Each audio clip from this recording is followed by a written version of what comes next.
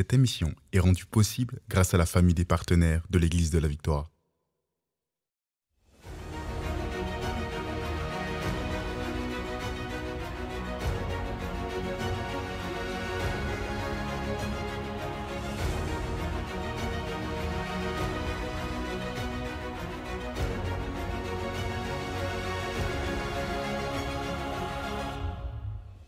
Bonjour tout le monde et bienvenue à l'émission Parole de foi. Ici le pasteur Joël Spinks. Bienvenue. On va passer du bon temps aujourd'hui.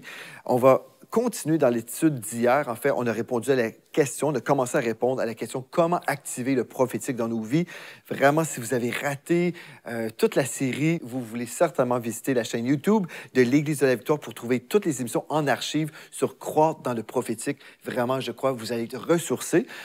Toutefois, si vous avez trop hâte et puis vous voulez vraiment plonger aujourd'hui dans une étude personnelle, j'aimerais aussi vous parler de mon livre qui s'appelle Lumière prophétique, un livre qui va vraiment vous aider à croître également là, dans le prophétique. Donc, vous pouvez visiter le site web qui apparaît à l'écran et vous procurer le livre Lumière prophétique. Et je crois certainement vous allez être équipé avec la parole de Dieu. Et puis, vous pouvez même le télécharger dès aujourd'hui, après ce live, après cette émission. Vous pourrez lire, commencer cette lecture et vraiment avancer dans cette connaissance biblique bénie. Gloire à Dieu. On va prier maintenant. On va remettre ce temps entre les mains de Dieu parce qu'on a beaucoup de choses à voir ensemble. Comment croître dans le prophétique, comment activer le prophétique aujourd'hui. Père éternel, on veut juste te dire merci encore une fois. Merci pour ta présence. Merci pour ta parole. Merci parce qu'on peut avancer avec toi aujourd'hui même. Et ça, nous déclarons que nous rendons toutes nos pensées captives à l'obéissance de Christ. Alléluia. Nous avançons et nous sommes richement bénis en toi. On a prié dans le nom de Jésus. Amen et amen. Gloire à Dieu. Comment activer le prophétique? On a vu hier la première chose. L'avant-première chose, on a dit, il faut premièrement être sauvé. Sinon, on peut être connecté au monde spirituel et ne pas être avec Dieu. Ce serait terrible parce qu'il y a un monde spirituel qui existe, le monde des ténèbres. Donc, on veut vraiment être connecté à l'Esprit de Dieu, être dans la lumière. Donc, ça, c'est la première chose. Et ensuite, mon premier point, c'était prier en langue. Vous voulez être spirituellement connecté, qui était mon deuxième point. Et tout ça est possible. Lorsque je prie en langue, gloire à Dieu, je prie en langue, je peux être spirituellement connecté à Dieu et recevoir de Dieu des révélations surnaturelles prophétiques. Maintenant, si je travaille toujours au niveau de mon intellect, je vais être limité parce que Dieu est beaucoup plus intelligent. Il a une connaissance à me révéler.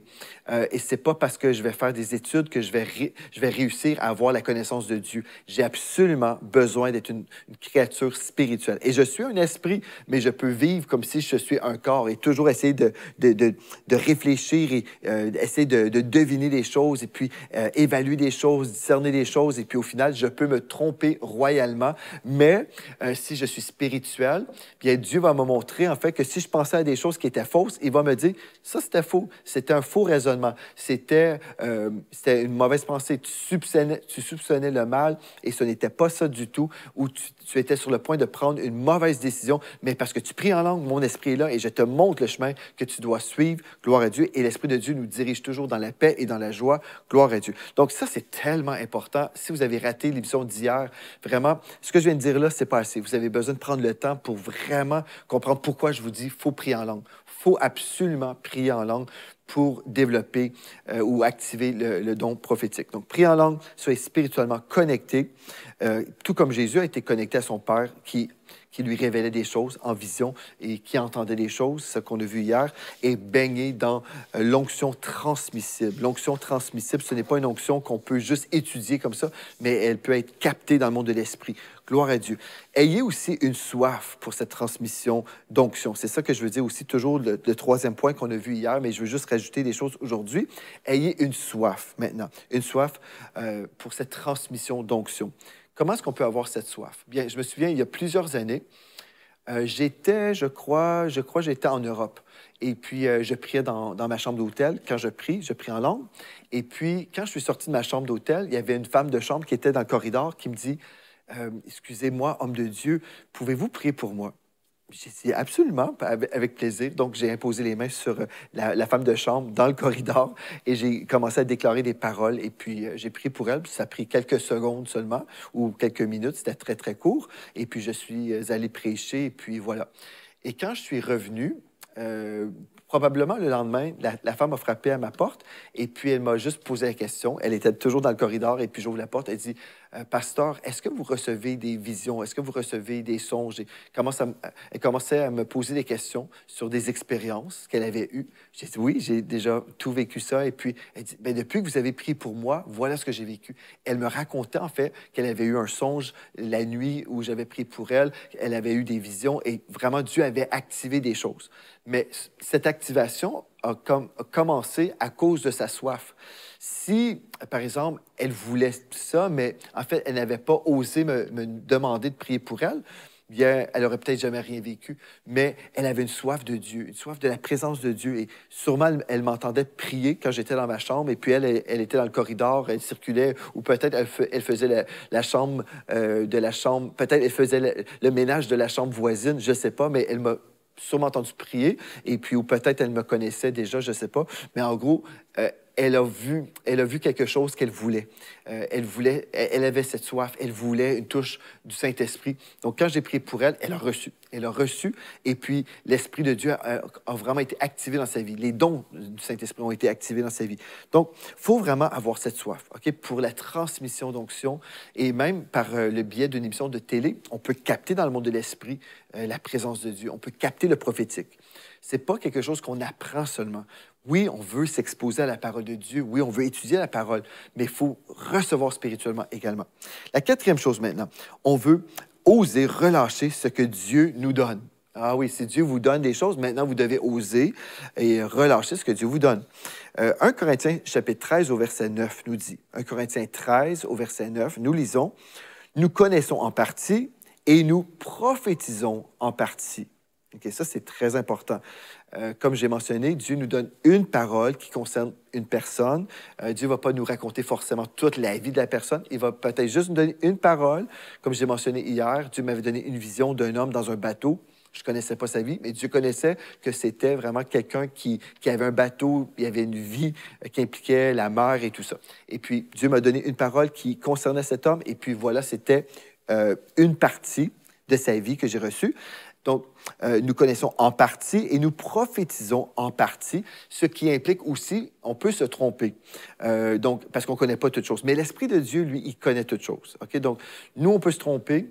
Et des fois, si on se trompe, admettons, parce qu'en fait, nous, on connaît en partie, là. On ne connaît pas toutes choses. Donc, Dieu va nous révéler la partie qui est importante pour la personne. Mais aussi, si je donne une parole qui est vraiment vraie, là. Par exemple, je parle de cet homme avec le bateau et tout ça.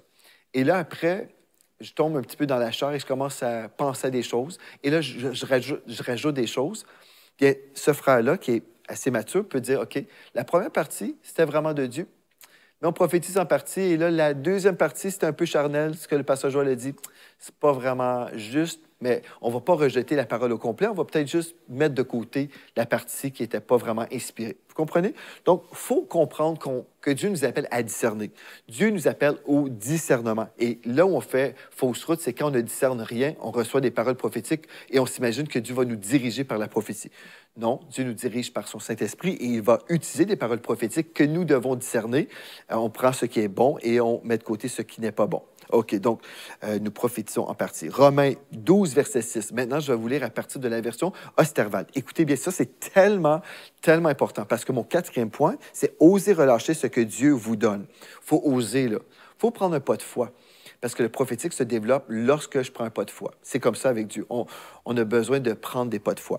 Osterwald a traduit Romains 12, verset 6, comme ceci. « Ayant toutefois des dons différents selon la grâce qui nous a été donnée, soit la prophétie, pour l'exercer selon la mesure de la foi. » Donc, je vais reprendre le texte. « Ayant toutefois des dons différents selon la grâce qui nous a été donnée, soit la prophétie, pour l'exercer selon la mesure de la foi. » Okay, donc, le prophétique ne se développera jamais dans une vie, sans prendre des pas de foi.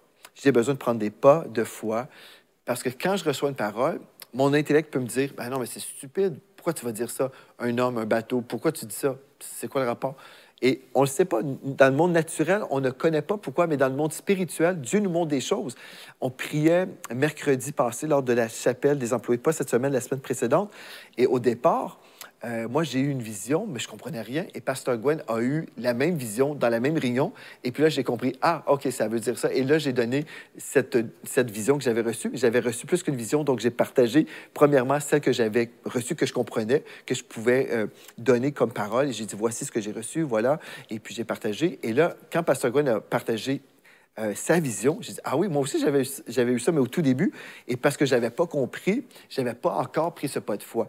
Et là, lorsque Pasteur Gwen a parlé, bien là, j'ai eu comme cet encouragement, j'y vais. Et puis, c'était une confirmation prophétique concernant une chose que Dieu voulait faire. Alléluia. Donc, je dois comprendre que je vais devoir prendre des pas de foi. Le prophétique va se développer uniquement par la foi. Donc, je vais devoir oser donner ce que Dieu me donne pour la personne. Hébreux 5, 14, maintenant, dans la version Sommaire, nous lisons « Les adultes, quant à eux, prennent de la nourriture solide. Par la pratique, ils ont exercé leur faculté, on parle ici de faculté spirituelle, à distinguer ce qui est bien de ce qui est mal. » Donc, c'est par la pratique. Quelqu'un peut juste se développer. Premièrement, on va activer les dons spirituels par cette connexion spirituelle. On va activer le prophétique par cette connexion spirituelle. Mais je vais devoir prendre des pas de foi, mais aussi, je vais devoir pratiquer. Et si je pratique, ça veut dire, lorsque Dieu me parle, je dois oser. Et là, au fur et à mesure que je vais oser, je vais avoir des confirmations au fur et à mesure également. Je vais voir, OK, bien, je croyais que j'avais vu telle chose, j'ai entendu telle chose, et là, j'ai osé le dire, et la personne a dit, oui, oui, c'est exactement ça, c'est ma situation. Donc, à force de me pratiquer, à force d'exercer les dons prophétiques, je vais pouvoir croître et puis grandir là-dedans. C'est comme si je demande à un enfant, ben, tu dois apprendre à marcher, mais tu ne peux jamais tomber là. Si jamais tu tombes, voilà, il va y avoir une conséquence. Mais ce n'est pas comme ça dans le monde de l'esprit. Il faut être gracieux quand on reçoit une parole prophétique parce que la personne prophétise aussi par la foi. Là. Elle prend un pas de foi parce que ce n'est pas son intelligence qui l'a inspirée, c'est dans son esprit, ou elle pense que c'est dans son esprit, mais peut-être c'est une parole qui n'est pas de son esprit, c'est une parole qui est venue de son intelligence. Par exemple, quelqu'un arrive à l'Église, je donne une illustration de l'Église, OK? Une personne arrive à l'Église et puis on la voit, elle semble attristée. Et là, le chrétien est là, il discerne, la personne semble attristée, la personne réfléchit, je pense que c'est peut-être à cause de telle chose. J'ai entendu dire que la personne a perdu son travail. Ah oui, là, je vais lui donner une parole prophétique. Mon frère, ma soeur, voilà, je crois que Dieu pourvoit tous tes besoins, sa richesse avec gloire en Jésus-Christ, ne sois pas attristé. Et puis, peut-être c'est vrai, là. Peut-être la personne a perdu son travail. Puis, peut-être c'est des vérités qu'on dit. Oui, c'est vrai que Dieu pourvoit tous nos besoins selon sa richesse avec gloire. Mais peut-être ce frère-là, admettons, peut-être ce frère-là avait eu une querelle avec sa femme. Et puis, c'est pour ça qu'il était triste cette journée-là. Donc, c'était une vraie parole, c'était des versets de la Bible, mais ce n'était pas inspiré de Dieu. Vous comprenez? Donc, alléluia, gloire à Dieu. C'est pour ça qu'on a besoin de croître. Et c'est là où on réalise, le frère pourrait nous dire, écoute, ce que tu as dit, c'est bien, c'est beau, je reçois la provision de Dieu, mais en ce moment, je n'étais pas troublé par le fait que j'ai perdu mon travail. J'ai été troublé à cause de mon épouse et moi, on a eu une querelle ce matin. Et puis, la personne qui nous dit la vérité peut nous aider aussi à croître et dire, comment ça, j'ai dit ça? C'est parce que je réfléchissais. En fait, j'ai parlé à partir de ma tête et pas de mon esprit. Voyez-vous? Donc ça, c'est tellement important. Maintenant, 5e point, sachez quand être silencieux. Oh, alléluia, ça, c'est tellement important, ce que je vais vous dire maintenant. Sachez quand être silencieux. Ne dites pas tout ce que Dieu vous montre. Soyez sages et devenez matures. OK, c'est tellement important. Le Seigneur m'a révélé des informations que je ne dois jamais révéler. Ça, c'est une chose, des fois, quand on commence à grandir dans le prophétique, Dieu nous parle. Et là, on est vraiment heureux. Gloire à Dieu, on aime ça. On veut célébrer ça. Et des fois, on veut que les autres le sachent aussi.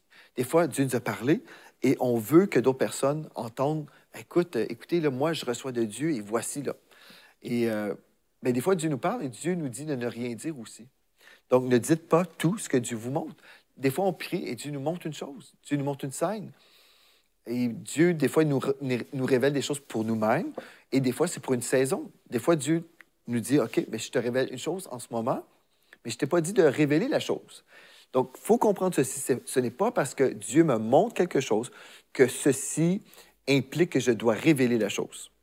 Dieu peut me donner une parole, Dieu peut me donner une vision, je peux entendre quelque chose dans mon cœur, je peux avoir un discernement spirituel. Et tout ça, c'est bien, mais je dois comprendre quand c'est le temps de parler. Et des fois, il y a des choses qu'on va entendre, qu'on va recevoir, qu'on ne dira jamais, qu'on ne révélera jamais. C'est tellement important. Donc, sachez quand être silencieux. Ce n'est pas tout de recevoir de Dieu. Des fois, j'ai entendu des histoires où il y avait des prophètes dans une église qui voyaient des choses dans le monde de l'esprit. C'était vraiment vrai, là. Mais par manque de maturité, la personne racontait des choses et exposait une brebis dans l'Église. Mais ce n'est pas ce que Dieu nous appelle à faire. La personne pouvait vraiment recevoir de Dieu un don, là. Mais en fait, les dons spirituels sont des dons. Donc, ce n'est pas quelque chose qu'on mérite, c'est Dieu qui nous fait un don, mais c'est à nous de croire à ce moment-là et de discerner, OK, cette parole, c'est vraiment vrai, je sais que c'est de Dieu, mais il y a une façon de faire les choses. Par exemple, peut-être le prophète devait révéler la parole à la personne, mais pas au micro. Ça peut être une chose comme ça. Moi, des fois, j'ai reçu des paroles et puis je voyais, OK, la situation, elle est compliquée pour la personne. Et là, je dis, OK, Seigneur, tu m'as montré une certaine dimension de laideur. OK, c'est pas très beau. Maintenant, comment révéler la chose? Comment exercer le ministère dans le monde prophétique à partir de ton cœur, Seigneur? Et Dieu, des fois, peut nous dire, ben voici, ça, c'est la réalité, mais voici ce que je veux pour la personne. Donc, des fois, ce qu'on peut faire, c'est ne pas dire que j'ai vu tout ça, là. On ne dit pas ce qu'on a vu, mais on peut dire, voici ce que Dieu veut pour la personne. Si la personne est dans le péché, Dieu vous a révélé quelque chose. Dieu ne veut pas forcément que vous soyez là en train de dire, écoute, j'ai vu ceci, là, dans ta vie. Non, ça peut être plutôt, mon frère, ma soeur, Dieu vous appelle une très grande destinée. Et Dieu vous dit, il vous libère de toutes les choses qui vous retenaient. Et là, vous commencez à déclarer le contraire de ce que vous avez vu. Admettons, vous voyez que la personne, le diable l'attaque dans sa santé, il veut la tuer. Et là, vous voyez vraiment, il y a vraiment une attaque. Vous n'êtes pas obligé de dire à la personne, ah, vous êtes attaqué par des esprits. Oui, je vois des démons autour de vous. Vous pouvez juste dire, Dieu vous appelle à vivre la liberté. Et là, vous priez contre les attaques du royaume des ténèbres. En fait, vous ne voulez pas perturber les gens. Vous ne voulez pas humilier les gens, les dénigrer, les exposer. L'idée, c'est pas d'humilier les gens, là. Et des fois, on est là, on dit, ben moi, je suis prophétique, Dieu m'a donné cette parole, j'ai eu cette vision, là. Bien, ce n'est pas parce que Dieu nous parle, que Dieu nous révèle, qu'on doit nous révéler les choses. Donc, c'est là où on a besoin de grandir. Donc, le prophétique est activé, gloire à Dieu. Maintenant, il faut apprendre à bien l'utiliser. Donc, soyez sages et devenez matures, gloire à Dieu. Sachez quand être silencieux, ne dites pas tout ce que Dieu vous montre. Amen, gloire à Dieu. Notre 6e point, suivez l'onction et les saisons. Suivez l'onction et les saisons. Gloire à Dieu. Par exemple, vous connaissez sûrement, si vous suivez mon émission, vous savez déjà, on peut faire une bonne chose, mais des fois, Dieu nous dit maintenant, c'est le temps de faire autre chose qui devient une meilleure chose. Quand tu m'avais parlé en 2016, tu m'avais dit, oui, tu as été pasteur pendant X années, mais maintenant, c'est le temps d'entrer dans une saison apostolique. Donc, on doit suivre l'onction du Saint-Esprit parce que c'est là où on va vraiment faire ce que Dieu veut qu'on fasse avec excellence. Parce qu'il y a une onction pour chacune des saisons. OK? Donc, aussi, je vous ai déjà partagé ça aussi dans d'autres émissions pour entendre la voix de Dieu. Dieu peut nous parler et puis suivre l'onction. L'onction du Saint-Esprit nous dit, va dans telle maison. Et puis là, comme je vous ai mentionné déjà dans le passé, Dieu me dit, va dans telle maison. J'arrive là et c'est un frère de notre Église qui était sur le point de s'enlever la vie. On suit l'onction prophétique. Amen. Et puis, quand on suit l'onction prophétique, Dieu va se servir de nous pour son bien, pour le bien-être de la personne. Gloire à Dieu. Encore une fois, une autre chose, Dieu peut nous réveiller la nuit. Pendant des années, je me réveillais à 3 heures du matin. Dieu me disait, prie pour l'unité, prie pour telle chose, prie pour telle chose. Donc, je me réveillais à 3 heures du matin. Et puis là, Dieu me disait, prie pour telle personne dans l'Église, prie pour telle personne. Et au même moment, comme je me réveille et je suis en train de prier, je reçois sur mon téléphone un texto de l'épouse du frère qui me dit, prie pour mon mari à cause de telle chose. Et à ce moment-là, le frère était à l'hôpital et puis est en train de vivre quelque chose entre la vie et la mort. J'étais en train de prier et j'ai pu répondre à l'instant même en disant, ma sœur, je suis déjà en prière pour ton mari en ce moment même. Et puis, la preuve, c'est que c'est rare qu'on se réveille à 3 heures du matin ou c'est rare que les gens répondent à un texto à 3 heures du matin. Mais quand la sœur a écrit, et je disais, j'étais déjà en train de prier pour ton mari, bien, c'est une source de consolation également pour la sœur. Voyez-vous, la prophétie, justement, c'est un temps de consolation. C'est une parole de consolation. On va édifier, on va exhorter, on va consoler. Et juste le fait de dire, je suis en train de prier en ce moment même, bien, je suis certain que la sœur a été consolée et rassurée d'une certaine façon, sachant que bien, si Dieu a suscité que le pasteur prierait pour mon mari à 3 heures du matin, bien, je sais que Dieu va prendre soin de la situation. Voyez-vous? Donc, ça, c'est bon. Aussi, j'ai eu une fois un songe concernant une leader en détresse à l'Église et Dieu m'a montré des choses. Et la personne devait apporter la parole dans une soirée où on donnait l'opportunité aux gens de se développer. C'était pas un dimanche matin, c'était juste dans un autre cadre. Et puis, j'ai vu cette personne dans un songe, une personne en détresse, spirituellement en détresse aussi. Et puis, j'avais pas vraiment une paix avec la personne, mais elle était déjà prévue. Elle devait déjà apporter la parole. Donc, j'ai laissé les choses comme ça parce que Dieu ne m'avait pas dit d'empêcher la personne de prêcher, mais Dieu m'avait montré les choses.